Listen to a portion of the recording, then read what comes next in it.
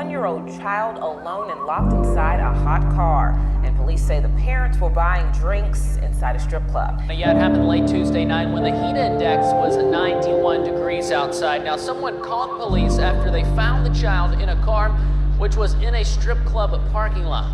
Another child died today, only 4 months and he passed away, man, it's sad to say.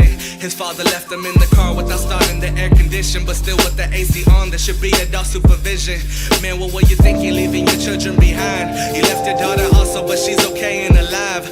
Your job as a parent is staying right by the side, but for some apparent reason, the thought of it slipped your mind. You must be out of your mind for doing something like that. You really done crossed the line for leaving them in the back. Was 90 degrees outside and they couldn't help but react. Not able to drink no water but cry for their mom and dad. Usually every day there's another person in danger. A man or woman indicted for harming this one teenager, forced her into performing in front of some total strangers. Now why would somebody do this to one of God's precious angels? Placed upon the streets as a person who gets abused, having to do some things that she normally wouldn't do.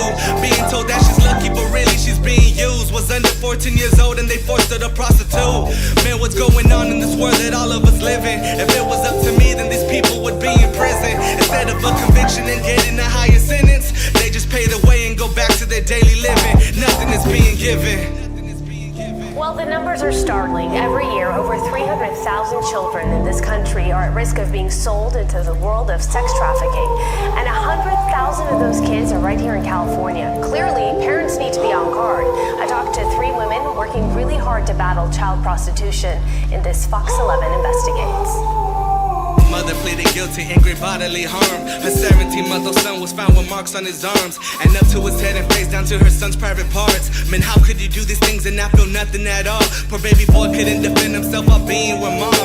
I can't even think how long the pain and sadness went on. From bruises all on his chest to bruising all on his back, from bruises all on his feet to bruising all on his hands. Reading what this boy went through, having to feel this pain that nobody should have to go through. Type of stuff that could haunt you if only all this was fake. It's horrible that it ain't. I read in an article that a little girl got raped. The child is 12 years old and the man is about 31. Someone helpless and young getting taken advantage of. Think of how scared she was fighting back, trying to run, and she even screamed out for help, but her mouth ain't got covered up. And it's crazy knowing that this is somebody's baby. All of this happens daily, every 10 seconds maybe. Many lives have been fading, the devil himself ain't playing. So my advice to you is for us to continue praying. That's the truth. I'm praying for me and also for you. There's never anything good when you're sitting watching the news. Bunch of surprising stories of people you probably knew. So at times I begin to wonder, what is the